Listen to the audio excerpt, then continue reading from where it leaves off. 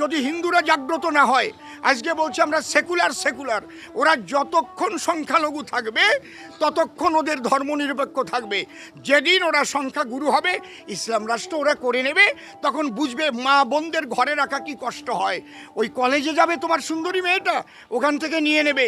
সুন্দরী বউ নিয়ে আজকে ঘুরে বেড়াচ্ছ তো, ওই বউটাও তোমার নিয়ে নেবে। আর যদি হিন্দুরা ঐক্যবদ্ধ হয়ে বাংলা থেকে আজকে এই মাননীয় মুখ্যমন্ত্রীকে না তাড়াতে পারে, তাহলে এরা বিজেপি বলে কাউকে রাখবে না, সবাইকে নিশ্চিহ্ন করে দেবে। আমার একটাই কথা, আমরা চাই সবকা সাথ, সবকা বিকাশ, সবকা প্রয়াস, সবকা বিশ্বাস। আমার মোদিজি যা যা উন্নয়ন করেছে সবার জন্য করেছে। হিন্দু, মুসলমান, খ্রিস্টান, বৌদ্ধ, শিখ, জৈন, পার্সি, সবাই আমরা ভারতবাসী। তুমি রাষ্ট্রীয় মুসলমান হও, তুমি আমার ভাই। তুমি আগে বলো ভারত মাতা কি জয়, তুমি আমার ভাই। তাহলে তুমি বলো বন্দে মাতরম, তবে তুমি আমার ভাই। তুমি তোমার ধর্ম পালন করো, কিন্তু তাই বলে তোমার ওই যে হিংসার বাণীগুলোকে, ওইগুলোকে বর্জন।